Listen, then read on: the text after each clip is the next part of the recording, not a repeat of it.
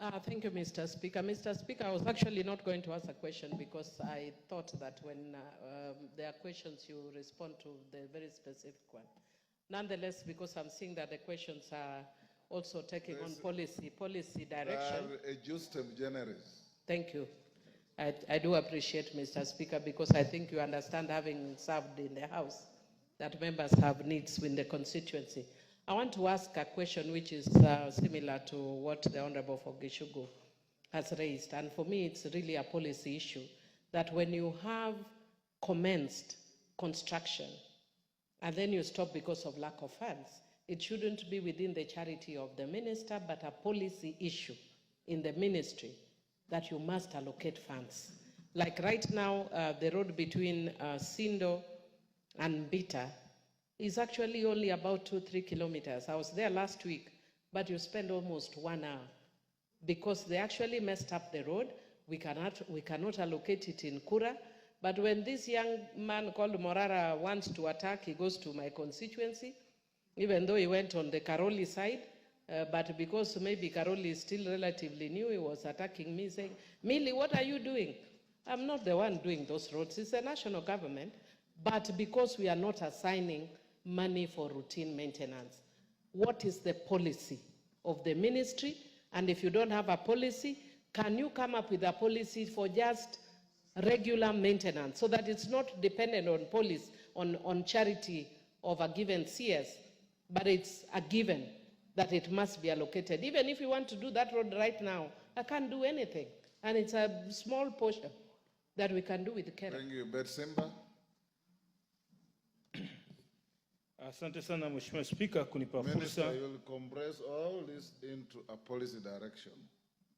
Asante sana Mheshimiwa Spika kunipa fursa ya kuweza kuuliza swali la ziada.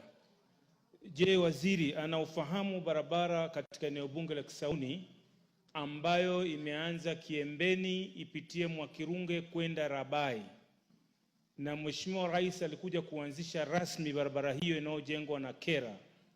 Alipoondoka Mheshimiwa Rais, matingatinga yote yaliondoka yakamfuata. Anazo habari hizo na ana mipango gani kuweza kuendeleza hiyo barabara badala kumwekea aibu Mheshimiwa Rais? Thank you. Let's have answers to those.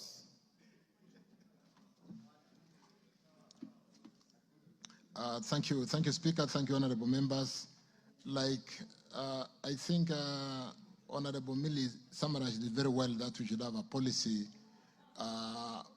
framework on how to deal with roads which have been contracted and ensure that we do allocate funds so that those roads are not stranded, even for the purpose of motorability. I want to state here, honorable members, that I'll work very closely with the House to ensure that when we run our budgets, we do ensure that we give priority to ongoing projects. We do some parity and equitable distribution of resources, and that with the kind of data that is available in roads, we should be able to do that together. With respect to really the challenge that we've had for a long time on bending bills, the support that we've received from this House on the 7 shillings additional road maintenance levy, and which I have confirmed we are fairly advanced in securitizing to ensure that we raise some 175 billion Kenya shillings, we should be able to get all contractors back to work. But more importantly, even as we do that, and because there is a really, you can have sight of the entire runway on this particular project, we will push the contractors to make the roads motorable. Talking to a road like Sindombita, I want to confirm, Millie, that that particular road will now not stop. We are working on it. I don't know, but majorly because we are raising the funds to pay all the contractors. We had a bending bill on that road of about 540 million Kenya shillings on certificates issued, but there was only an allocation of 270 million. Having paid the full amount, You can see the contractor still with a hole of 300 million, but I've equally had a meeting with civil engineering construction company, the same company that did the road from Kwale Kinango, and I can assure us that because of what we are doing on securitization, a lot of contractors are seeing some hope, and we are able to get a number of them back to work. So a road like Sindo Mbita, I can assure honorable members, just to pick one, that it will not stop. With respect to Gishugu, Banagishimo, we will, like I've said, maintain. We are seeking to ensure that the contractors make the roads motorable. Traditionally, contractors should provide a road for users during construction. So we cannot be constructing a road, leaving heaps of soils. We then abandon works because of non-payment, and we leave the road not motorable. So we are going to, it's an agenda. I gave the example of Kinango Kwale, where we made the road really good on Moram, so that as they work on the tarmacking, and even albeit the challenge of pending bills and payments, the road or the users of the Kenyans users do not face that challenge. Honorable John Mutunga, I want to confirm, like when we met, that we're going to address the various challenges on the road programs in the country. We have built a good database that can help us to work together with the House to ensure that we do have a very amicable way of allocating funds to ongoing projects, to roads across the whole country with some level of equity.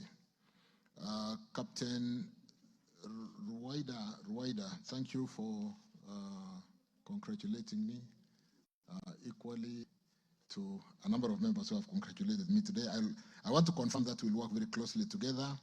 Mtakawanda Road to Kisingitini, we'll tender it next week. We'll put it to tender next week. With respect to, I'm just saying, I mean, there's a lot of tendering happening next week. With respect to, I think I mentioned Tigania West for John. With respect to, what was the other, Tharakanithi Bridge, I want to confirm we are all concerned about this Tharakanithi Bridge, and we are paying a lot of attention. We have installed a lot of bumps or humps on the road. We have installed signage and will continue to improve. We have separated the uplink traffic from the downlink traffic.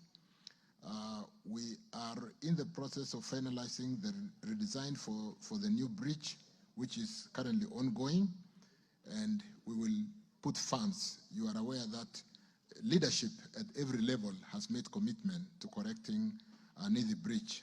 We don't like the name Killer Bridge. We should get it back to Nithi Bridge. And so we are paying attention to that. Our potholes on this road that is complicated and that we have had to assign or give to so many contractors, Matu, Ikalagala, I want to confirm that we will work on the potholes. Like I've said, we'll make the roads motorable. And with the 4 or 5 contractors on site, the issue of pending bills and the fundraising we are doing through securitization, we are going to pay attention and ensure that these small sections with all these contractors, Sifel, Kito, Usongiro, and so on and so forth, address and do what they are supposed to do. The floating bridge in, where is this? In Mutongwe. We removed the floating bridge in Mutongwe because it had its own challenges. We know the challenges we are facing with the Likoni ferry, but luckily, Mishimboko, we are finalizing the Dongokundu Kibundani Road, which is basically finished. I think we are almost seeking a date for official commissioning of that road, and we will move most of the traffic. We'll work together with the leadership. I was in Mombasa last week, and we had a session with the governor for Mombasa, Abdul Swamad, and we want to work together to see how to decongest Likoni Ferry, how to even provide some land around the ferry as a holding ground, which I do know that Kenya Railways did lease out to some other investor, and we are working to address that small challenge. So, honorable members, let me just say that allow us to work in another 1-2 months, max 3 months, to sort out the pending bills through securitization of the 7 shillings. I want to thank the House, Honorable Speaker, honorable members, for the support we have received in the securitization process. This will go a long way in sorting out the pending bills, which amounts to about 174 billion today. And we can get all the contractors back to work. We'll be more cautious, we'll be more careful to ensure that we do not get into that situation by assigning new projects where there is no revenue or investments or cash flow to support maturing work certificates. So, honorable members, thank you for your support. I will continue to receive you to address the specific roads in the various counties in this great country. I will continue to receive you in my office as I continue to learn. Today, I'm just 90 days in office, and I think I was asking myself what I will possibly have to say on the 100th day, but we'll continue to work together. Thank you very much. Honorable members, we've done 3 hours on question time. I want the question by Sarah Korere to be the last for today, and invite the minister to be back here in 2 weeks to answer the remaining questions. So, Sarah Korere, ask your question. That will be the last for today. And Sarah, before you ask, take your seat. Members, tomorrow, Malulu, your question will come after 2 weeks. All of you who are on the order paper, we have bills also to deal with. And I think we have extracted sufficient material from the minister today. He will be back here in 2 weeks. Before Sarah Korere asks the question, tomorrow we have a Kamkunji at 11. All of you and those who are not here, be here for that Kamkunji. And ministers, you go to answer the last question. Remember to remain engaged with the Baraki Club for Yala Games. Sarah Korere. Thank you, Speaker. I rise to ask question number 127 of 2024. Can the minister state the reasons for delay in completion of construction works on Doldol Nanyuki Road in Laikipia North constituency?